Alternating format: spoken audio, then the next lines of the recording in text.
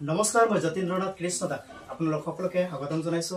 আজিৰ আৰু এটা খণ্ডলৈ। আজি এগৰাকী বিশেষ অতিথি আছে, যিগৰাকী অতিথিয়ে নিজৰ চিত্ৰশিল্প কৰ্মৰ যোগেদি এটি নতুন পৰিচয় লাভ কৰিবলৈ সক্ষম হৈছে। আমি প্ৰতিটো অৰ্থাৎ ব্যক্তিত্বৰ চিনাকি অনুষ্ঠানত আচলতে আমাৰ অতিথিগৰাকীৰ মুখেৰে আমি পৰিচয়বিলাক জানো, তেখেতৰ সবিশেষ তথ্যখিনি জানিবলৈ প্ৰয়াস কৰোঁ। আজিও তেনেকুৱা ব্যতিক্ৰম নহয়। আমি উপৰোক্ত খণ্ডবিলাকত আপোনালোকে যিধৰণে সঁহাৰি আৰু সমৰ্থন যোগাই আহিছে তেনেদৰে যোগাই যাব। আজি আমি ৰাঙাপাৰা, তেজপুৰৰ ৰাঙাপাৰা নৰ্থৰ পৰাই আজিৰ এই অনুষ্ঠানটো আমি সম্প্ৰচাৰ কৰিবলৈ ওলাইছোঁ। মোৰ লগত এগৰাকী বিশেষ অতিথিৰ সৈতে চিনাকি হ'বলৈ যোৱাৰ আগত আপোনালোক কৈছোঁ, আপুনিও হ'ব পাৰে ব্যক্তিত্বৰ চিনাকি অনুষ্ঠানৰ অতিথি। স্ক্ৰীণত দিয়া নম্বৰত আপোনালোকে যোগাযোগ কৰিলে আমিও আপোনাক আদৰি আনি আমাৰ JNKT নিউজৰ ষ্টুডিঅ'ত বহাই আপোনাৰ ব্যক্তি আৰু ব্যক্তিত্ব সম্পৰ্কে জনমানসত তুলি ধৰিবলৈ আমি প্ৰয়াস কৰিম। চাই থাকিব ব্যক্তিত্বৰ চিনাকি। আহক তেন্তে আজি মোৰ অতিথিৰ সৈতে চিনাকি হৈছোঁ। স্বাগতম জনাইছোঁ আমাৰ ব্যক্তিত্বৰ চিনাকিৰ অনুষ্ঠানলৈ। আপোনাৰ পৰিচয়টো যদি আপুনি দৰ্শকক দিয়ে, দৰ্শকৰ কাৰণে বুজিবলৈ খুবেই সহজ হ'ব। নমস্কাৰ, মোৰ নাম শ্ৰী বিশ্বজিৎ শৰ্মা। মোৰ ঘৰ তেজপুৰত আৰু মই বৰ্তমান তেজপুৰ বিশ্ববিদ্যালয়ৰ এজন কলা বিভাগৰ প্ৰবক্তা হিচাপে মই তাত কৰ্মৰত। গতিকে মোৰ চিনাকি বুলিবলৈ ইমানেই। তেজপুৰ বুলি ক'লে যিহেতুকে আপুনি প্ৰথমতে তেজপুৰ আৰু তেজপুৰৰ আপুনি এগৰাকী নিবাসী হয়, তেনে ক্ষেত্ৰত তেজপুৰ এখন সাংস্কৃতিক নগৰী। তেজপুৰৰ লগত বহুত ঐতিহাসিক ঘটনা জড়িত হৈ আছে। ভগৱন্ত পুৰুষৰ জীৱনৰ চৰিত্ৰৰ কিছু অংশও ইয়াতো নিৰূপণ কৰা গৈছে। তেনে ক্ষেত্ৰত সাংস্কৃতিক নগৰীত থাকি আপোনাৰ সাংস্কৃতিক নগৰী সম্পৰ্কে কি ধাৰণা আমাৰ জনমানসত? সাংস্কৃতিক নগৰী বুলিতো তেজপুৰখন সকলোৱে কয়। ইয়াতে উষা চিত্ৰলেখাৰ কাহিনী জড়িত হৈ আছে, য'ত সকলোৱে মানে প্ৰেমৰ গাথাৰে জড়িত এটা কাহিনী, যাক আমি সকলোৱে জানো বা চিৰসেউজ হৈছে, সেইটো সকলোৱে কয় প্ৰেমৰ নগৰী তেজপুৰ। আৰু প্ৰেমৰ নগৰী তেজপুৰ এইকাৰণেই কয় যে তাত উষা চিত্ৰলেখাৰ যি আমি কাহিনী সকলোৱে জানো বা পঢ়িছোঁ কিতাপত, সেইখিনিৰ জৰিয়তেই সকলোৱে তেজপুৰক মানে এখন প্ৰেমৰ নগৰী হিচাপে চিহ্নিত কৰে বা কয় আৰু সকলোৱে। গতিকে প্ৰেমৰ লগতে আৰু অন্যান্য ধৰ্মীয় দিশটোৰ ফালৰ পৰাও তেজপুৰত যথেষ্ট গুৰুত্ব আছে। ঐতিহাসিক যিবোৰ আমাৰ কীৰ্তিচিহ্ন আছে, সেইবিলাকৰ ফালৰ পৰাও তেজপুৰৰ যথেষ্ট এটা কি ক'ম, এইটো তেজপুৰৰ এটা নিজস্ব এটা স্বকীয়তা এটা আছে তেজপুৰৰ। গতিকে ঠিক তেনেধৰণৰে কথাবিলাক আৰু তেজপুৰ বুলি ক'লেই মানে এটা আৰু তেনেকুৱা ধৰণৰ যে তেজপুৰ এখন সাংস্কৃতিক নগৰী, আৰু অকল সাংস্কৃতিক নগৰী বুলি নহয়, এটা মানে ঐতিহাসিক স্থান আচলতে তেজপুৰ। গতিকে সেই যিসমূহ কীৰ্তিচিহ্ন ইয়াত আছে বা পোৱা গৈছে, সেই সকলোৱে প্ৰমাণ কৰে যে তেজপুৰখন আচলতে কিমান চহকী, মানে সাংস্কৃতিক দিশৰ পৰা। যিহেতুকে আমি প্ৰত্যেকে যেতিয়া এখন সমাজৰ দায়বদ্ধশীল নাগৰিক হৈ আমি আগবাঢ়ি আহোঁ, তো আমাৰ সৰুকালত আমাৰ বাল্যকালটোৱে কিন্তু ইয়াত এটা মূল এটা সক্ৰিয়তা আমাক আগবঢ়াই দি গৈ থাকে, বা পৰিয়ালকেন্দ্ৰ সেই ক্ষেত্ৰত এটা গুৰুত্বপূৰ্ণ ৰোল আদা কৰে। তেনে ক্ষেত্ৰত আপোনাৰ ঘৰ পৰিয়াল আৰু আপোনাৰ বাল্যকাল কেনেদৰে পাৰ হ'ল আৰু কি ধৰণে আপুনি অনুপ্ৰাণিত হ'ল আগবাঢ়িবলৈ? আচলতে আমাৰ বাল্যকালটো খুবেই মানে সুন্দৰ আছিল বুলি আমি অনুভৱ কৰিম আজিৰ ল'ৰা ছোৱালীখিনিক চাই পেলাই। কাৰণ আমি সেইখিনি সময়ত যেনেধৰণে আমাৰ নিজৰ মানে লগৰীয়া সমনীয়াৰ লগত আমি যেনেকৈ খেলা ধূলা কৰি গোটেইখন ঘূৰি ফুৰিছোঁ, বা নদীয়ে পাহাৰে ভৈয়ামে পথাৰে, মানে মানে মানে এনেকুৱা হয়, মনত পৰে যে আজি ধৰক আমি এই যে মৰণা মাৰিছে গৰু দি পেলাই, আজিকালি মেচিন লৈ পেলাই আজিকালি দেখো মানে পথাৰত, খেতি পথাৰত আপোনাৰ একেলগে কাটিছে, একেলগে মাৰিছে, খালি ঘৰলৈ খেতিয়কে খালি পইচাটোহে লৈ গৈছে। তাতেই মাৰিলে কৰিলে, তাতেই বেছি কুচি খালি জাষ্ট পইচাটোহে লৈ গৈছে। কিন্তু তাত মানে কি হৈছে যে সেই ঘৰখনৰ সেই মানুহজনৰ পৰিয়ালৰ যিবোৰ ল'ৰা ছোৱালী থাকে, তেওঁলোকে সেই ল'ৰালিটোক উপভোগ কৰাৰ সুযোগ তাত নোহোৱা হৈ যায়। কিন্তু আমি এনেকুৱা আছিলে, আমি নিজে খেতি নকৰোঁ, আমি আধি দি পেলাই খেতি কৰোঁ। কিন্তু এটা বস্তু আমাৰ ভাল লাগে যে আমি যিটো ল'ৰালি আমি তাত এনজয় কৰিছিলোঁ, আমি তাত উপভোগ কৰিছিলোঁ ল'ৰালি। কাৰণ আমি সেইখিনি সময়ত আমি খেতি পথাৰলৈ যাওঁ, যেতিয়া ধান কাটিবৰ হয়, ধান আমি নিজেই কাটিৰে কাটি আমি মূৰত ডাঙৰি বান্ধি সেয়া ঘৰলৈ কঢ়িয়াওঁ। ঠেলা লৈ যাওঁ, কেতিয়াবা ঠেলা মূৰত আনি য'ত পথাৰ তালৈ ঠেলাখন নিব নোৱাৰি, আৰু তাৰপৰা আমি কিছু দূৰ মূৰত সেয়া আনো, আমি ঠেলা আকৌ দেউতাহঁতৰ লগত ঠেলি আকৌ আমি ঘৰলৈ আনি ঘৰত সন্ধিয়া সেইখিনি থোৱাৰ পিছত পিছদিনা আকৌ সেই মৰণা মাৰিব, আমি মৰণা গৰু খেদি মৰণা ঘূৰাওঁ। আমি সেইবোৰ মানে এটা খুব ধুনীয়াকে মাটিৰ গোন্ধ এটা আমি যিটো কয় আৰু আমি সম্পূৰ্ণ মানে আমি পাইছিলো। যাওঁতে পথাৰলৈ ৰবাব টেঙা লৈ যাওঁ হা ধান কটাৰ মাজতে আমি তাৰ মাজতে আকৌ ৰ'দত আমি ৰবাব টেঙা কাটিলো সেয়া লৈ পেলাই কলপাতত খালো এই যিবিলাক আমাৰ ভাল লগা আজি অনুভৱ কৰিলে আমি ভাবো যে আচলতে আমি কিমান মানে সেই দিনখিনি ইমান ভাল লগা আজিকালি ল'ৰা ছোৱালী টেঙা চিনি নাপায় আৰু খেতি পথাৰত দিয়া কি ডাঙৰি কি বস্তু মুঠা কি বস্তু লেচেৰি কি বস্তু মোৰতো এনেকুৱা লাগে তেওঁলোকে যি চাউলৰ ভাত খাই সেই চাউলৰে নাম নাজানে লেচেৰি বুটলা বুলি ক'লে কি লেচেৰি দেউতা মোক সোধে মোৰ ছোৱালীজনীয়ে যে লেচেৰি কি বস্তু সিদিনাখন দেখিছো মোৰ ঘৰৰ সন্মুখৰে এঘৰ গাঁও তেওঁলোকে খুব ভাল খেতি কৰে ভাল খেতিয়ক তেওঁলোকৰ ঘৰলৈ সন্ধিয়া লক্ষী লৈ পেলাই আহিছে মূৰত মানে মোক সুধিছে ছোৱালীজনীয়ে দেউতা কি আহিছে মই লক্ষী আহিছে লক্ষী কি বস্তু তেওঁলোকে নাজানে তাৰমানে যে আগৰ ধান শেষ হোৱাৰ দিনাখন যিকেইটা আমি একেবাৰে গামোচাৰে মেৰিয়াই আতুম দুকাই কৈ মানে লক্ষী হিচাপে আমি লৈ আনো এতিয়া সেই বস্তুবিলাক আমাৰ ল'ৰা ছোৱালীয়ে বুজি নাপায় নাজানে তাৰমানে গতিকে আমি আমাৰ ল'ৰালিখিনিক আমি সম্পূৰ্ণভাৱে আমি তেনেদৰে আমি মানে এনজয় কৰিছিলো আমি মানে সেইখিনি বস্তুৰ লগত পৰিচয় হ'ব লাগে বুলি আপুনি ভাবেনে আমাৰ আজিৰ প্ৰজন্ম নিশ্চয় কিয় নালাগে আমি যিহেতুকে কৃষি প্ৰধান দেশ আমি আমাৰ কৃষিজীৱী মানুহ আমি এতিয়াহে কোনোবা ধৰক চৰকাৰী চাকৰি লৈ গৈছে এটা সময়তো সকলোখিনি খেতি বাতিৰ ওপৰতে নিৰ্ভৰশীল আছিলে গতিকে তেতিয়া সেই বস্তুখিনি আজি যদি আমি এৰাই চলো তেতিয়া আমাৰ প্ৰজন্মটো আমি পিছৰ প্ৰজন্মখিনিতো এইবিলাকতো একো মানে নোপোৱাৰ নিচিনাই হ'ব চাউল কি বস্তু ক'ৰ পৰা আহিছে কেনেকে আমি খাইছো ৰাজ্যখনৰ যিটো আৰ্থিক যিটো উন্নয়নৰ যিটো ব্যৱস্থাপনা সেইটো আমাৰ মানে ক'ৰ পৰা হৈছে এই কথাবিলাক আচলতে ল'ৰা ছোৱালীয়ে বুজিয়েই নাপাব তাৰমানে গতিকে সেইবিলাকৰ লগত তেওঁলোকক চিনাকি কৰি দিয়া দায়িত্ব আচলতে আমাৰ আমি তেওঁলোকক আমি দোষ দিব নালাগে কিন্তু সেইটো দায়িত্বটো আমাৰ সকলোৱে থকাটো উচিত তাৰমানে যে বোকা লাগিব বুলি খেতি পথাৰলৈ আমি নাযাম তেনেকুৱা ধৰণৰ হ'ব নালাগে খেতি কৰি তাৰ পৰা কি হৈছে যে আমি যে খেতি নহ'লে যে আমি যে ৰাজ্যখন চলিব নোৱাৰা জীৱনটো চলিবৰ কাৰণে ব্যৱহাৰিক শিক্ষা পুথিগত শিক্ষা শিক্ষা আমাৰ জীৱনক এটা নতুনতম দিগদৰ্শন দি পেলাই আগবঢ়াই লৈ যায় আৰু শিক্ষা আৰু সংস্কাৰৰ মাজেৰে এটি সুন্দৰ জীৱন আমি গঢ়িব পাৰোঁ তেনে ক্ষেত্ৰত আপোনাৰ শৈক্ষিক যিটো পৰিক্ৰমা কেনেকুৱা আছিল আৰু কেনেদৰে আপোনাৰ এই শৈক্ষিক জীৱনৰ মাপকাঠি আপুনি নিৰ্ধাৰণ কৰিব মই আচলতে আমাৰ যিটো মানে স্কুলীয়া জীৱন মই আৰম্ভ কৰিছিলোঁ আমাৰ গাঁৱৰে আমাৰ ঘৰৰ ওচৰতে থকা এখন LP স্কুলত মই তাতে পঢ়িছিলোঁ তাৰপিছতে মই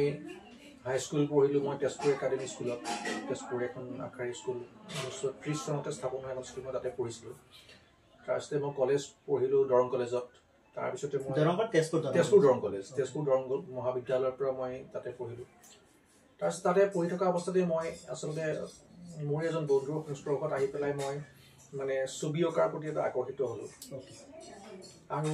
সেই আকৰ্ষণক ছবি আঁকিবলৈ মই আকৰ্ষিত হৈছিলোঁ কিন্তু ছবি অঁকাৰ যে কিছু ধ্যান ধাৰণা বা ছবিও যে আঁকি নিজক প্ৰতিষ্ঠা কৰিব পাৰি এই ধৰণৰ কথাবিলাক আচলতে মোৰ জ্ঞান ইমান নাছিল মই নাজানিছিলোঁ কিন্তু মোৰ এজন সম্পৰ্কীয় মোৰ বন্ধু এজন তেওঁ আহি পেলাই মোক এদিন মানে আৰ্ট স্কুলত শিকিব যাওঁ বুলি লৈ গৈছিলে কিন্তু তাৰো আগত আচলতে ছবি অঁকাৰ যিটো প্ৰেৰণা এজন মানে মোৰ গুৰু শিক্ষাগুৰু তেখেতৰ জৰিয়তেহে আচলতে মই পাইছিলোঁ আৰু মানে কথাটো আচলতে এনেকুৱা হৈছিলে সেইটো খুব আচলতে খুব ভাল লগা এটা কথা বা খুব প্ৰেৰণাদায়ক এটা কথা এজন শিক্ষক আচলতে কেনেকুৱা ধৰণৰ হ'ব লাগে মই সেই বিষয়টোৰ ওপৰতে মই ক'ব বিচাৰিছোঁ যে মোৰ যেতিয়া মই হাইস্কুলত পঢ়ি আছিলোঁ সেইদিনাখন মানে আচলতে পঢ়ি থকা সময়ত মই কৈছোঁ যে আমাৰ সেইদিনাখন ক্লাছত শিক্ষকজন নাছিল যিটো ক্লাছ আছিলে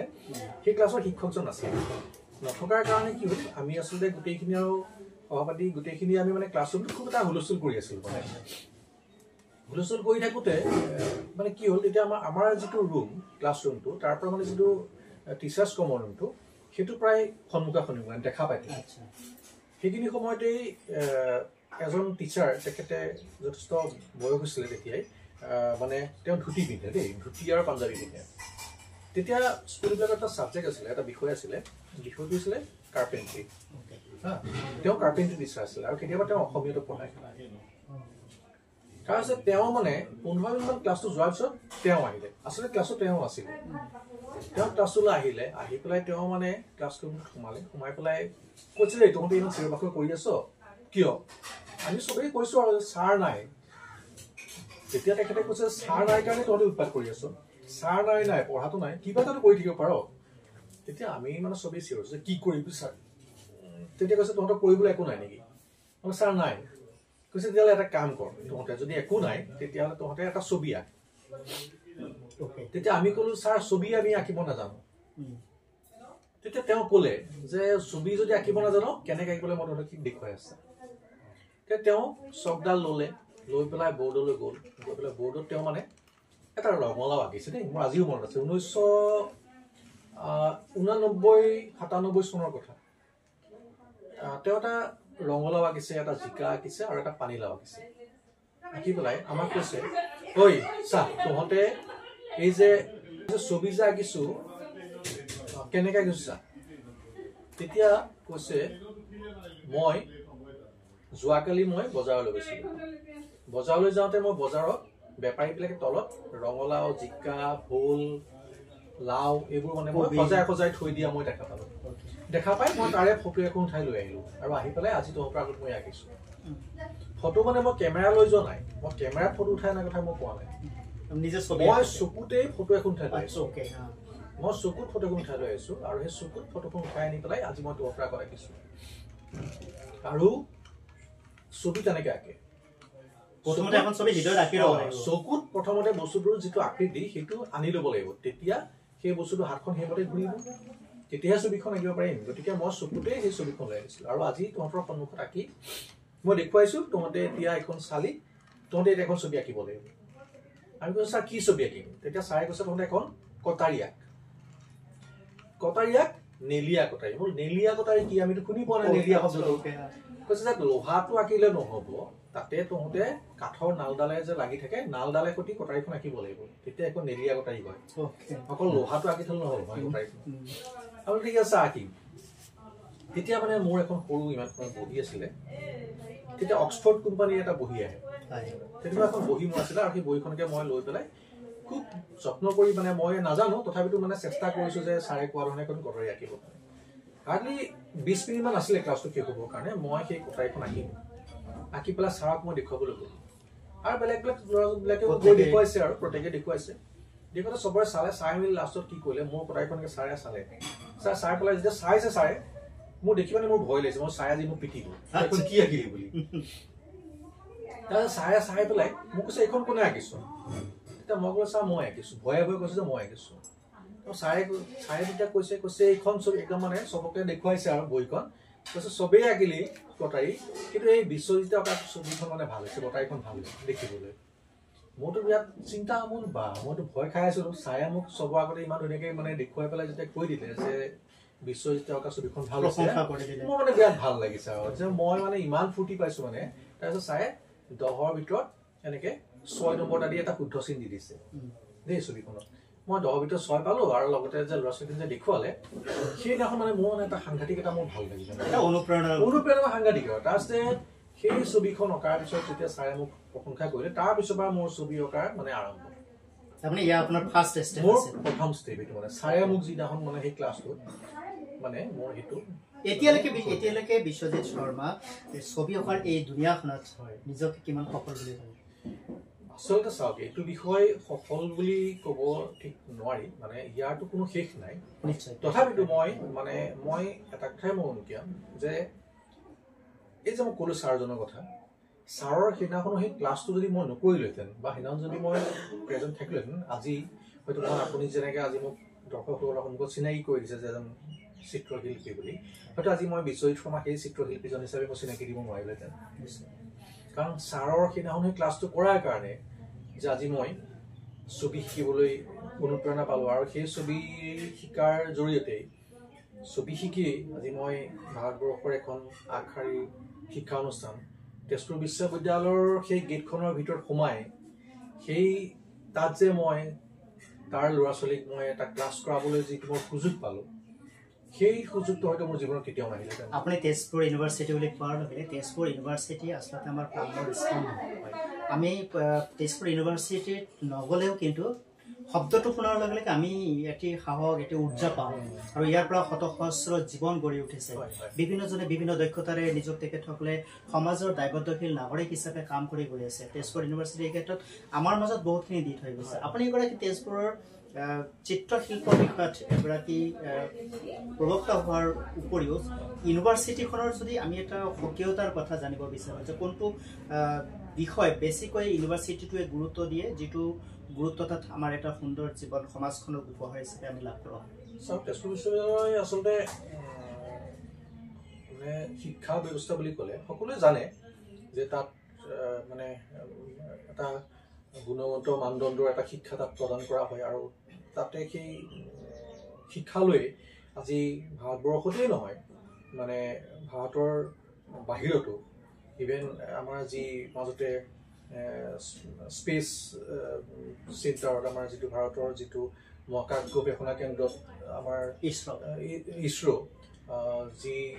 আমাৰ মাজতে চন্দ্ৰযান 2 বা চন্দ্ৰযান 1 যি আমাৰ লঞ্চ কৰিছিলে তাতে আমাৰ তেজপুৰ বিশ্ববিদ্যালয়ৰ দুজন ছাত্ৰ বৈজ্ঞানিক তাতে সাইণ্টিষ্ট হিচাপে তেওঁলোকেও তাত নিজক মানে নিযুক্ত কৰি পেলাই তেওঁলোকে ধৰক কিমান এটা গৌৰৱ কৰি আছে তেজপুৰ বিশ্ববিদ্যালয়ৰ লগতে হয় অসমলৈ গতিকে সেইখিনি কথা হয়তো জানে আপোনালোকে গতিকে তেজপুৰ বিশ্ববিদ্যালয় এনেকুৱা এটা অনুষ্ঠান যাৰ জৰিয়তে সকলো মানে শিক্ষাৰ্থী বা শিক্ষাৰ্থীয়ে নিজকে প্ৰতিষ্ঠা কৰাৰ মানে এটা সুবিধা লাভ কৰে আৰু তাৰ যিটো পৰিৱেশ নান্দনিক যিটো পৰিৱেশ তালৈ আহিলে সকলোৱে মানে মুখে মানে শলাগ ল'বই যে সঁচাকৈ তেজপুৰ বিশ্ববিদ্যালয়খন অতি সুন্দৰ বা ইয়াৰ পৰিৱেশ এটা অনন্য প্ৰিয় দৰ্শকসকল এখেত হৈছে বিশ্বজিৎ শৰ্মা এগৰাকী চিত্ৰশিল্পী তেজপুৰ বিশ্ববিদ্যালয়ৰ এগৰাকী চিত্ৰশিল্প বিষয়ত প্ৰবক্তা আৰু আজি ব্যক্তিত্বৰ চিনাকি অনুষ্ঠানৰ অতিথি তেখেতৰ সৈতে কথা শুনিছে খুব ৰসালভাৱে সৰল এটি ব্যক্তিত্বৰ উপস্থাপনাৰে তেখেতে কথাবিলাক উপস্থাপন কৰিছে খুব ভাল লাগিছে শুনি আৰু আমিও আজি JNKT নিউজৰ ফালৰ পৰা তেখেতলৈ ধন্যবাদ জ্ঞাপন কৰিছোঁ যে তেখেতে এইখিনি সময় দি আজি ব্যক্তিত্বৰ চিনাকি অনুষ্ঠানত আমাৰ দৰ্শকসকলৰ সৈতে অলপমান মত বিনিময় কৰিবলৈ সুবিধা এটা তেখেতে আমাৰ পৰা লৈ আপোনালোকৰ মাজত আজি তেখেতে উপস্থাপন হৈছে তেখেতৰ আৰু কেইবাটাও বিশেষ গুণ আছে আৰু সেই বিষয়ে আপোনালোকে জানিব চাই থাকিব ভিডিঅ'টো আপোনালোকে আমি শুনিছোঁ বিশ্বজিৎ শৰ্মা এগৰাকী চিত্ৰশিল্পী তাৰ লগে লগে সংগীতৰ লগতো জড়িত কেনেদৰে আচলতে কি সংগীতৰ লগত জড়িত মানে সংগীত বস্তুটো এনেকুৱা যে মই এই বস্তুটো অলপ ঘৰুৱাভাৱে মই পাইছিলোঁ আচলতে মই আমাৰ খুৰাহঁতে বা মোৰ ঘৰত পেহীহঁতে আমি যেতিয়া সৰু আছিলোঁ তেতিয়া দেখিছিলোঁ আমাৰ ঘৰখন এটা মানে সাংস্কৃতিক অনুষ্ঠানবিলাক এটা কেন্দ্ৰস্থল আছিলে আমাৰ গাঁৱত যিবোৰ মানে অনুষ্ঠান আগতে হয় সেই অনুষ্ঠানবিলাক হ'লে মানে বিহু কিবা হওক বা অন্যান্য কিবা যদি তেনেকুৱা ফাংচন থাকে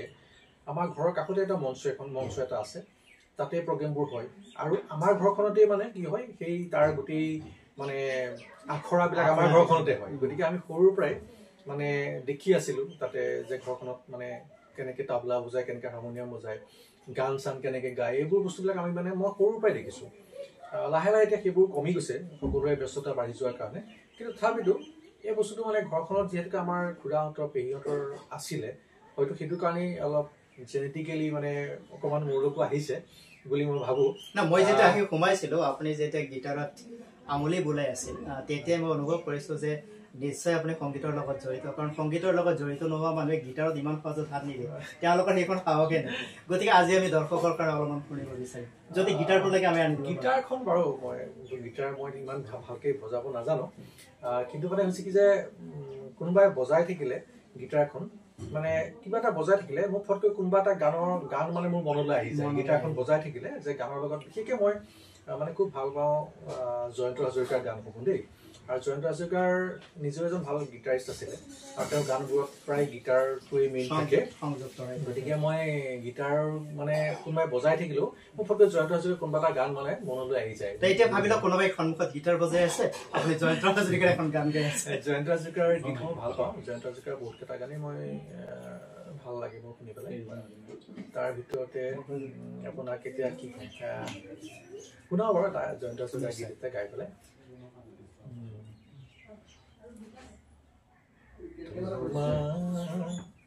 মৰমে মোৰ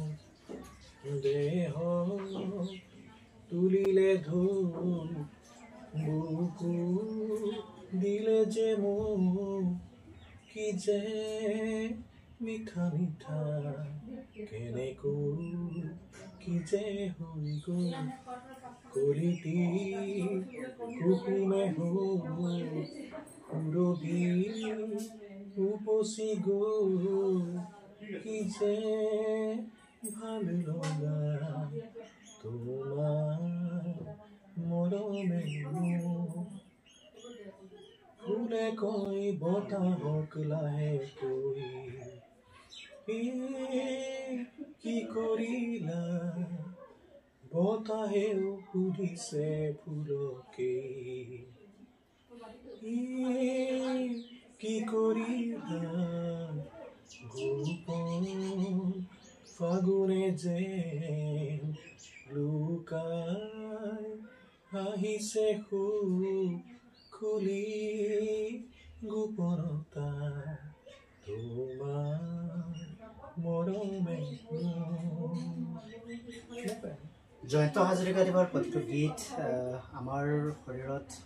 ৰোমাঞ্চক স্পন্দিত কৰি তোলে আৰু প্ৰতিটো গীতত তেখেতৰ প্ৰাকৃতিক জগতখনৰ লগত সংযুক্ত কিছুমান অনুভৱ আমি বিচাৰি পাওঁ আৰু তেখেতৰ কথাও আমাক কিন্তু সজাগ সচেতন বাণীও শুনাই গৈছে গীতৰ মাজেৰে যিবিলাক আমাৰ সমাজে বৰ্তমান সময়ত হয়তো অনুভৱ কৰে তেখেতৰ উপস্থিতি কিন্তু প্ৰকৃতিৰ নিয়তিৰ লগত আমি সকলোৱে নিৰূপায় সকলোৱে এদিন যাব লাগিব তো জয়ন্ত হাজৰিকাদেৱৰ এই গীতসমূহ সদায় অমৰ হৈ থাকক আমাৰ প্ৰতিগৰাকী সংগীত শিল্পীৰ মাজত জীয়াই থাকক আমাৰ নৱপ্ৰজন্ম উত্তৰণৰ পথেৰে আগবাঢ়ক যিহেতুকে ভিডিঅ'টো আমি বেছি দীঘল কৰিব নোৱাৰোঁ পদক্ষেপত আমাৰ আজিৰ যিটো প্ৰজন্ম হয়তো বহুত ক্ষেত্ৰত তেখেতসকলে আমাৰ অতীজৰ যিখিনি গুণ গৰিমা মৰ্যাদা বা যিখিনি স্বকীয় মৌলিকতা তাৰ পৰা ক'ৰবাত যোগবিচ্ছিন্ন হোৱা আমি দেখিবলৈ পাওঁ আপোনাৰ দৃষ্টিৰে আমাৰ প্ৰজন্মক কি সজাগতা বাণী শুনাব বা তেখেতসকলক আপুনি আহ্বান জনাব যে আমাৰ জীৱনটোক আমি সুন্দৰকৈ কৰিবলৈ সমাজৰ এগৰাকী সুনাগৰিক হ'বলৈ আমি কেনেদৰে আগবাঢ়িব লাগিব পঢ়া শুনাৰ লগতে অন্যান্য দিশসমূহত কি আহ্বান জনাব হয় মই আচলতে নতুন প্ৰজন্মটোক মই এতিয়াই জনাম যে পঢ়া শুনাটো সকলোৱে কৰে বা কৰিব লাগিবই কিন্তু মই এটা কথা কওঁ যে পঢ়া শুনা কৰি যে সকলোৱে নিজক প্ৰতিষ্ঠা কৰিছে তেনেকুৱা নহয় নিজক প্ৰতিষ্ঠা লাভ কৰিবৰ কাৰণে আচলতে নিজে ভাল পোৱা যিবোৰ বিষয় সেইবোৰক যদি অহৰহ লাগি থকা যায় তেতিয়াহ'লে মানুহ আচলতে জীৱনত ছাকচেছ হ'ব যে মই ধৰক আজি মই পঢ়াটোত মই মোৰ চিনাকি নহয় কিন্তু মই এজন আৰ্টিষ্ট হিচাপে মোৰ এটা চিনাকি এটা মোৰ আছে বা চিনি পায় যে মই আৰ্টিষ্ট চিনি পাই আচলতে মই কি যে মই ছবি বিষয়টো বা চিত্ৰ শিক্ষা হওক বা ভাস্কৰ্য শিক্ষা হওক মই সেইটোৰ লগত জড়িত হৈ থকাৰ কাৰণেই হয়তো আজি মই মোক চিনাকি এটা আছে বা মই শিক্ষকতাৰ দৰে এটা বৃত্তিত মই জড়িত হ'ব পাৰিলোঁ গতিকে মানুহে আচলতে যিটো বিষয় ভাল পায় সদায় সেই বিষয়টোত মানে লাগি থাকিব লাগে তেতিয়া সমাজলৈ এটা মানে কি হয় এটা ভাল বাৰ্তাও দিব পৰা যায় এইবোৰ আচলতে কি হয় যে কলা বিষয়টো হৈছে যে আমাৰ মনৰ যিবোৰ অনুভূতি আমি সেইবিলাক আনৰ আগত প্ৰকাশ কৰা সৃষ্টিশীলতাটো আমি আনৰ আগত প্ৰকাশ কৰোঁ আৰু এই আনৰ আগত প্ৰকাশ কৰা বস্তুটো এনেকুৱা যে আচলতে কি হয় সেইবোৰ সৃষ্টিশীলতাই মানুহৰ মনত এটা অভ্যন্ত মানে এটা আনন্দ দিয়ে আৰু সেই আনন্দ বা ৰসবোধ যেতিয়া মানুহৰ মনত থাকে তেতিয়া মানুহৰ ডিপ্ৰেশ্যন বা তেনেকুৱা হতাশা বা নিৰাশা ভাববিলাক মনলৈ নাহে আৰু আজিকালি নৱপ্ৰজন্ম এতিয়া সেইটোৱে দেখিছোঁ যে কিবা এটা ধৰক তেওঁলোকে খালি পঢ়াটো এটা গুৰুত্ব দিয়ে মাৰ্কছৰ ওপৰত গুৰুত্ব দিয়ে সেইবোৰৰ লগত লাগি যেতিয়া কিবা এটা কথাৰ কাৰণে ধৰক তেওঁলোক সেইটোৰ পৰা অকণমান আঁতৰি আহিলে লগে লগে তেওঁলোক মানসিকভাৱে ভাগি পৰি মানে বিভিন্ন ধৰণৰ কিছুমান মানে কোনোবা ড্ৰাগছ এডিক্টেড হয় কোনোবা মদ ভাং খাবলৈ আৰম্ভ হয় কোনোবা এইটো ছুইচাইড কৰাৰ মনলৈ ভাৱ কিছুমান আহে আচলতে তেনেকুৱা ধৰণৰ কথাবিলাক কেতিয়াও মনলৈ আনিব নালাগে আৰু পঢ়া শুনাৰ মাজতেও পঢ়া শুনাৰ লগতে যদি এই বিষয়বিলাকো যদি অকণমান কাৰোবাৰ আগ্ৰহ থাকে এই বিষয়বিলাকো যদি তাৰ মাজে মাজে অকণমান যদি নিজকে লৈ যাব পাৰে পঢ়া শুনাৰ মাজত তেওঁলোকে নিজকে তেতিয়া কি হয় এটা চিনাকি এটা এক্সট্ৰা চিনাকি মানে এটা আইডেণ্টিটি মানুহৰ থাকে যে মই পঢ়া শুনাও কৰোঁ লগতে মই ভাল গানো গাওঁ মই ভাল তাবলা বজাওঁ মই ভাল ছবি আঁকো এইবিলাকে এটা মানুহক এটা অনন্য এটা চিনাকি দিয়ে সমাজত আৰু সেইবিলাকে আচলতে মানুহ হিচাপে আমাৰ ধৰক এটা সামাজিক দায়বদ্ধতা আমাৰ সকলোৰে আছে নহয় জানো মানুহ সামাজিক প্ৰাণী আমি প্ৰথম মানুহৰ ডেফিনেশ্যন দিব যাওঁতে আমি এইটোৱে কওঁ যে মানুহ সামাজিক প্ৰাণী কিন্তু আমি সামাজিক কেতিয়া হ'ম যেতিয়া আমি সমাজখনৰ কাৰণে কিবা এটা কৰিম তেতিয়া আমি সামাজিক হ'ম যদি আমি নিজক লৈ ব্যস্ত থাকোতে আমি কেনেকৈ সামাজিক হ'লো আমি যদি ৰুম এটাৰ ভিতৰত আমি যদি ৰুম এটাৰ ভিতৰত সোমাই পেলাই যদি আমি অকল লেপটপটোক লৈ মোবাইলটো লৈ যদি আমি বহি থাকোতে আমি সামাজিক কেনেকৈ সেই কথাটো ক'বলৈ আমি সুবিধা নাপাওঁ গতিকে আমাৰ নিজৰ যিটো সামাজিক দায়বদ্ধতা আছে যে মই ছবি এখন আঁকিও মই এটা গান লিখিও মই সমাজৰ প্ৰতি যিটো দায়বদ্ধতা আছে সেইটো মই পালন কৰিব পাৰোঁ কাৰণ ছবি হৈছে এটা এনেকুৱা এটা মানে মই নিজে ছবিৰ মানুহ কাৰণে মই কথাটো ছবিক লৈ কৈছোঁ যে ছবি এটা এনেকুৱা এটা বিষয় যে কথা ক'ব নজনা মানুহ এটা বা একো ক'ব নোৱাৰা মানুহ এটাকো ছবি এখন আমি তেওঁক এটা বুজাই দিব পাৰোঁ গতিকে এখন সমাজত ঘটি থকা যিকোনো ঘটনা এটাক মানে ছবি আকাৰে যদি আমি সেইটোকো আমি কাৰোবাৰ উপস্থাপন কৰিব পাৰিছোঁ তেতিয়াহ'লে সেই 10জনে চাই পেলাই তাৰ পৰা এটা ৰস বিচাৰি পায় এটা তাৰ পৰা এটা বাৰ্তা আমি দিব পাৰোঁ সমাজলৈ গতিকে সমাজত আমি সেই ছবিৰ জৰিয়তে এটা আমি বাৰ্তা দিম সেই বাৰ্তাটো নিশ্চয় আমি এটা পজিটিভ বাৰ্তাই দিম আমি নিগেটিভ বাৰ্তা নিদিওঁ ছবিৰ জৰিয়তে গতিকে সেই পজিটিভ